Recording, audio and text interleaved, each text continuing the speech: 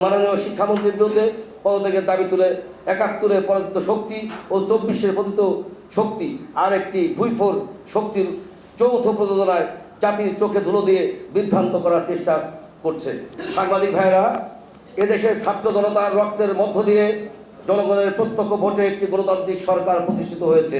শহীদ রাষ্ট্রপতি জিয়াউর রহমান ও মরহুমা বেগম খালেদা জিয়ার শিক্ষা ব্যবস্থার উন্নয়ন ও শিক্ষক কর্মচারীদের চাকরির জাতীয়করণ সহ শিক্ষা ব্যবস্থার উন্নয়নে মাননীয় প্রধানমন্ত্রী জনাব তারেক রহমানের প্রিয় আস্থাভাজন ব্যক্তিত্ব প্রাজ্ঞ শিক্ষামন্ত্রী ডক্টর আ.ন.ম এহসানুল হক মিলনকে দেশের শিক্ষা মন্ত্রণালয়ের দায়িত্ব অর্পণ করেছেন, যিনি বিগত বিএনপি সরকারের আমলে নকল মুক্ত শিক্ষা ব্যবস্থায় মানবিক মূল্যবোধ, জ্ঞান চর্চা, সন্ধ্যা হলে ঘরে বসে লেখাপড়া করার পুরানো ঐতিহ্য, আমাদের চিরায়ত গৃহপাঠ সংস্কৃতি চালু ও শিক্ষাকে আন্তর্জাতিক মানে উন্নীত করার বৈপ্লবিক পরিবর্তন আনার শুভ সূচনা করেছিলেন।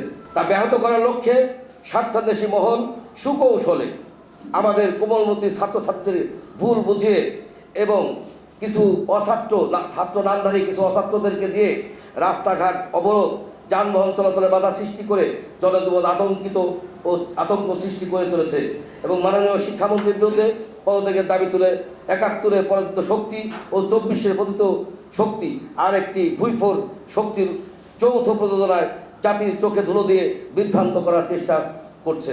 যতই ষড়যন্ত্র হোক, সকল চক্রান্ত ভেদ করে এই বীর জাতি জনগণের বিপুল ভোটে নির্বাচিত জনপ্রিয় প্রধানমন্ত্রী তারেক রহমানের সরকারের আস্থাভাজন বিশ্বস্ত ডক্টর আ.ন.ম এহসানুল হক মিলনের সুযোগ্য আদর্শিক শিক্ষার চেতনায় সামনের দিকে এগিয়ে যাবে ইনশাল্লাহ।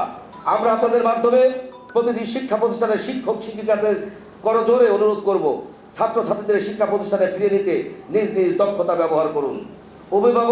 অভিভাবকদের উদ্দেশ্যে বলবো, আপনাদের সন্তানদের লেখাপড়ার টেবিলে বসান, নিয়মিত পড়ালেখার আগ্রহী করে তুলুন।